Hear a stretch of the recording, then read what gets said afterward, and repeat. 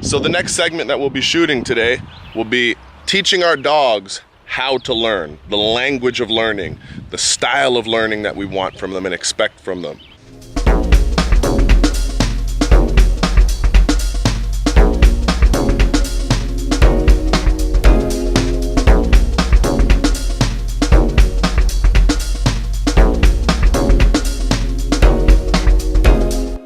All right, so when teaching our dogs how to learn, I like to use a clicker.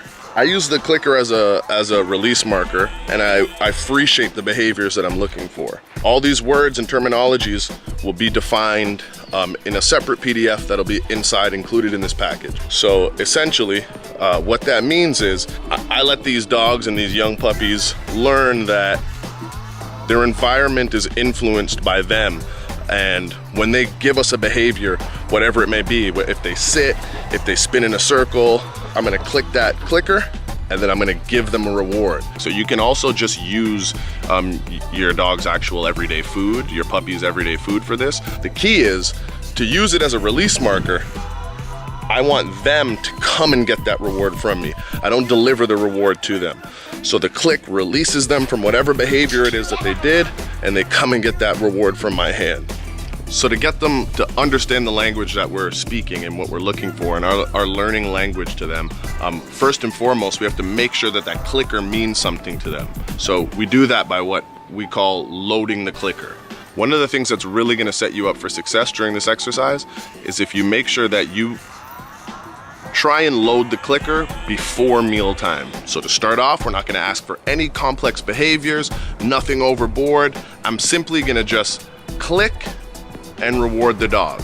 Remember, we wanna make sure that that food doesn't get delivered to the dog, but the dog comes and gets that food from us. So I'll simply have the dog out in a controlled environment. So we wanna make sure that that environment is managed, okay? So they shouldn't have any distractions. It should just be you, the puppy, your food rewards, and your clicker. With young puppies, I use baby gates. I'll surround them, make sure that they're enclosed and there's nothing that can be distracting to them.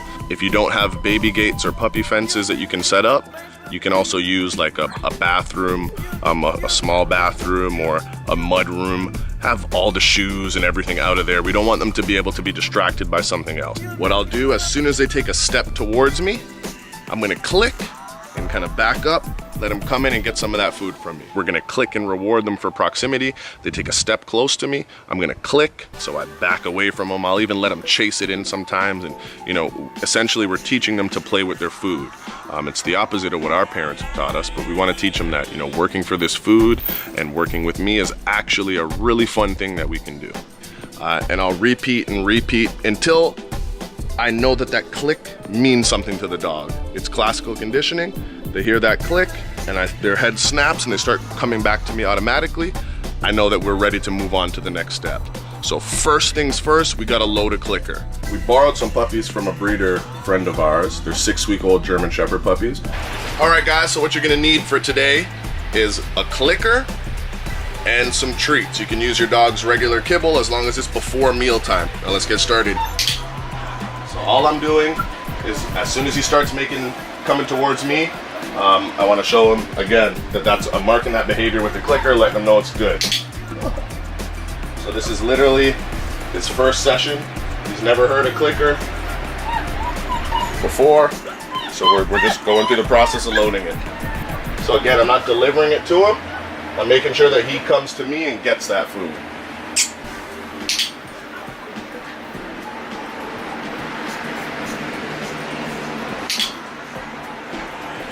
So always remember, let them come in and get it.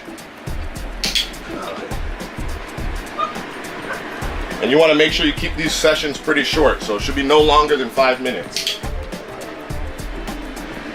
You always want to end on a high note, so when he does something really, really well, we don't want to let that drive fall down and start to decline.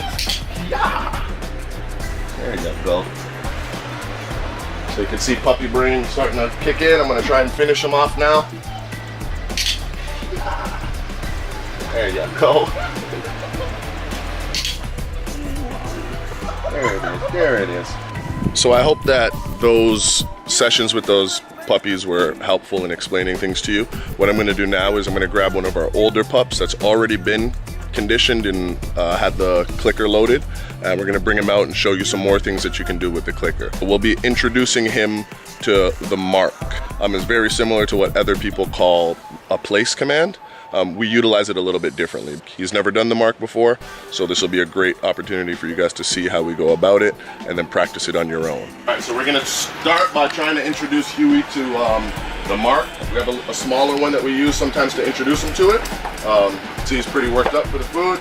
He's already been loaded on the clicker, so we'll get him there.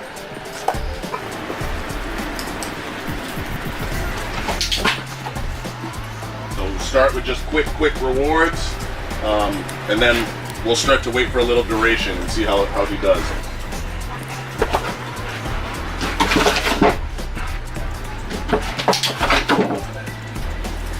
So we want to make sure that that clicker is the release for him to get off of there.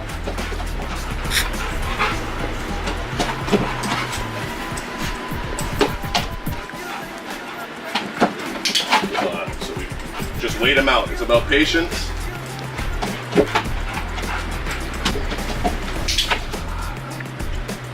Rules are all 4 paws up. So again, I'm gonna wait him out. What I'll also do is sometimes I'll give him just one treat. Other times, at just random intervals, he'll get more than one. If he starts to get distracted, kind of like he is right now, negative reinforcement, I'm gonna pick up the mark, put it up so he has no access to it, let him get bored for a little bit, or be like, what the heck's going on? Then I'll take it, put it back down, yeah! And a quick reward as soon as he gets on there.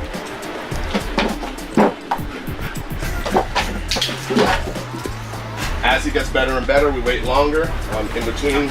So just right there, it's not go over it, I want you to stand. If you notice, as soon as that click happens, you see his head snap. It's because the clicker means something to him.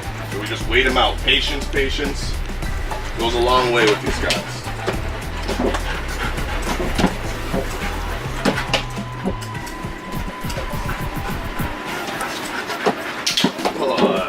I'm gonna end him right there. Good job, buddy. All right, in conclusion for this segment, we wanna make sure that these dogs start offering the behaviors to us repetitively before we even start to give them a command to do those behaviors. Once I can start predicting that the dog is going to sit, I'm gonna say sit right before they actually go into that sit, and then I'm gonna click and reward them. The other addition that we want to do is add a longer duration for the behaviors that we're asking as they get it better and better and understand it better and better.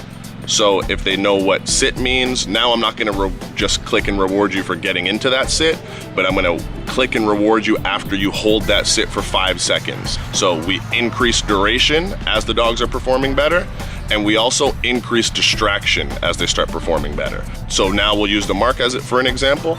If we have the dog understanding what the mark is and that mark command is, I'm gonna start to add some distractions to that. So I might put some food on the ground, or I might put some toys on the ground. The dog must already have a clear understanding of what mark means before we get to adding distractions or duration to them.